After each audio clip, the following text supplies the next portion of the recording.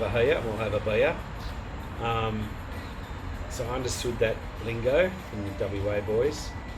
Um, we didn't live too far away from each other. I was drinking at the Ox by myself. He'd come and have a beer. This turned into a regular thing, strangely enough. We had an understanding, and I'd create overtime for him, and he would come to work for 12 hours on a night shift, stressing and straining about making the right ornamental candle holder for his back patio, which he get paid double bubble for, which wasn't too bad. And people would ask me, what's Grant doing? Well, Grant's doing jobs here and there, and he's really busy. And at the end of the shift, he's that trusty green Commodore. I think it had really saggy rear springs because it seemed to be a little bit low at the back most shifts when he finished. And you know, that happens with older cars. We got sick of the Ox for whatever reason, decided that Alyssa in her goodwill would pick us up way too many times from the Ox, drop me home, take them home. So we thought, well, yeah, we've got to be a bit fair. So we went halves and found a new pub, and that pub had the two of us in it and the person serving us, and that was it. We watched the NRL Grand Final one year in that pub, just the two of us. And that pub had some funny stories connected to it, because we would get dropped there by our spouses and or partners, whatever you want to say, and then we'd walk home, and it was always a competition. We'd message each other who was home first. It was pretty much always a guarantee that I got home unscathed and someone else got home bruised, battered, bleeding at times. He'd take the shortcut to try and beat me because, you know, a little bit of a competitive streak, as you do. And yeah, he's not the best walker with a few ales under his belt, especially up hills and rocks. So this went on for a while. We'd go over to his place and sit on the front driveway, just drinking, or he'd come to my place and we sit on the front driveway, literally on the driveway, drinking, just going backwards and forwards. He covered my ass, I covered his. We separated work. We kept up the same social life. There is another story connected with this, but I sent Alyssa 2 copies of the 2 halves, and I'd like Alyssa to read the first half of it and Grunter to read the second half. I think that will play out okay. So then we started going to work because I'd worked somewhere else for 2 years. Him and another mate, old Noel, scored me this job where I am now. We worked there and he was tireless. Absolutely. Grant was just tireless with his perfect welding and his perfect everything. But I just punch him, really, to be honest. I just punch him. If he didn't do what I asked, I just punch him in the guts, and that's how we worked. We'd had a very eventful Melbourne Cup. One of you boys gave us some tips and I won the first money ever in my life when I gambled, which I don't do, but I won money. I was excited. Grunter decided at the end of the function that we should take about 6 bottles of wine out to the bar area.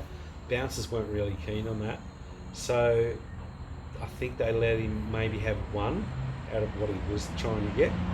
We hadn't eaten much, and I must add, he was on a special diet of fruit 24/7 because he wanted to look very thin for his wedding, because that was coming up soon.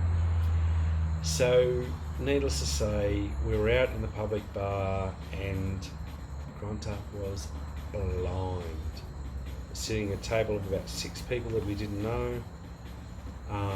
He got requested to leave,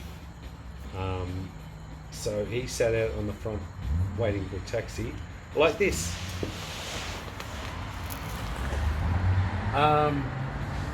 So I finished my drinks, came out, got him, and off we go back to the saltwater, where he sat on a chair and looked at a drink for a while.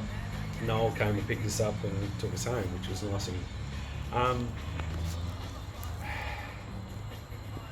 He is such a shit-stirring prick when he wants to be, because we shared his little Volkswagen, good brand sometimes, Polo, which is like a matchbox, to work.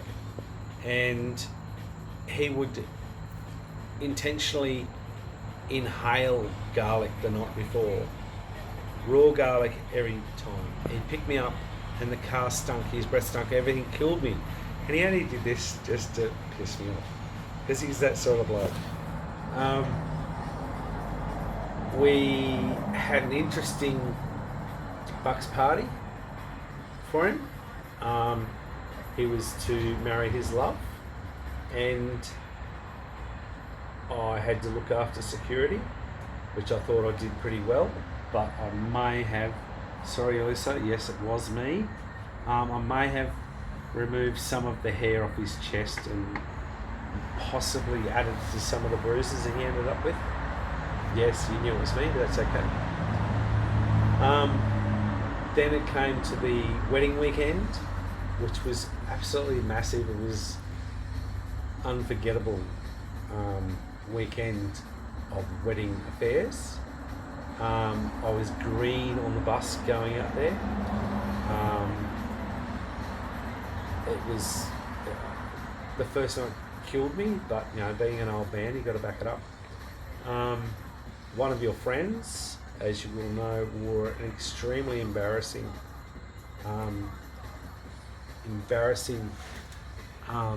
t-shirt to Woolies on a Saturday morning. Hello to everybody that was at the after wedding party on the Sunday, I think it was, that saw me nude running around the beach at whatever time it was during the day. It was very cold though, just remember that. Needless to say, at the end, he's a good bloke. I got a bit emotional.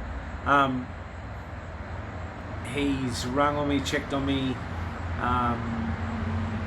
He's a bloke you want around. He's motivated me a lot at times. I'll give him a few hands, like how water runs down a roof, not sideways, but you know, down. He's motivated me to go out fishing, etc. To do shit around the house, whatever. It would have been a whole lot worse, Alyssa, if I'd been in this house and we'd been doing all this. But I think in the end, Alyssa, you've got a good bloke. Grunty, you've got a good lady. You've got fantastic kids from what you show me. And I hope you have a really good 40th birthday, you old bastard. Have a couple of beers for me. Cheers.